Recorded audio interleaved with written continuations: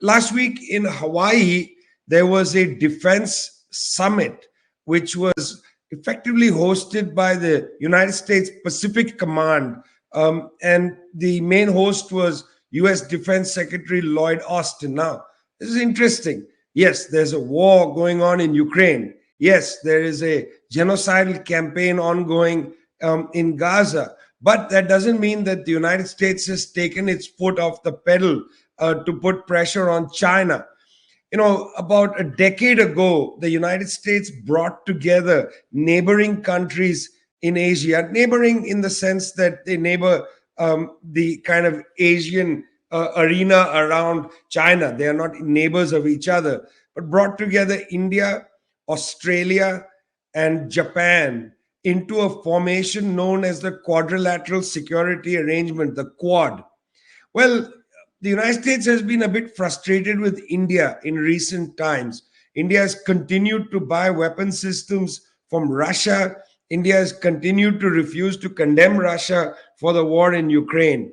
The United States started to see India as a little bit of a unreliable ally when it comes to the pressure campaign on China. So the United States has moved to create a new grouping. So at this meeting in Hawaii, they created a grouping called not Quad, but Squad.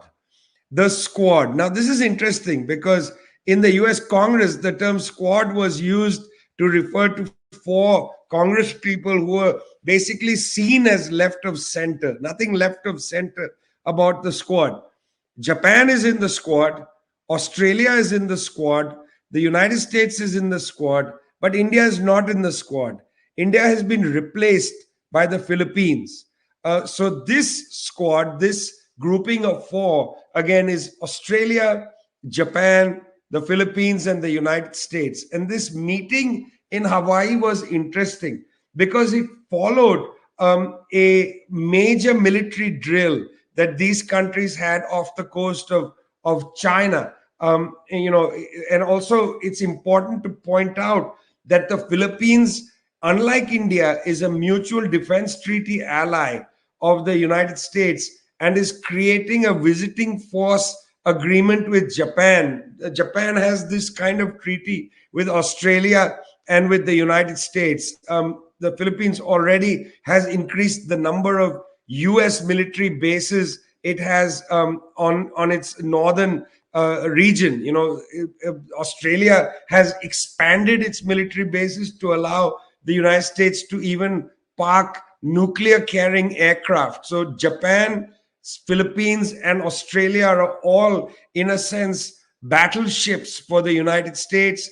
They all have some sort of mutual defense treaty. This is an interaction, or this is a unity that's much deeper than the Quad, because India doesn't permit US troops, doesn't have US bases, doesn't have a mutual defense treaty.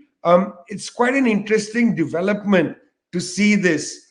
It must also be said that the Philippines has expanded its enhanced defense cooperation agreement, which gives the US military access to more and more of its bases. It signed a new comprehensive strategic partnership with Australia. Very dangerous development taking place in the South China Sea. The removal of India, in a way, from this squad is telling. It shows that the United States, in fact, has not only got its foot on the gas in its pressure campaign against China, but it wants to put its foot down. Let's see what happens. It's not really clear what the outcome of this is going to be. But, it's a very chilling moment that there's wars in Europe, wars in the Middle East, and now the United States trying to accelerate towards a war in China at the same time as lots of business leaders are saying this would be a terrible idea. Well, instead of putting all this focus in a conflict with China, what about collaborating with the Chinese to deal with the climate catastrophe?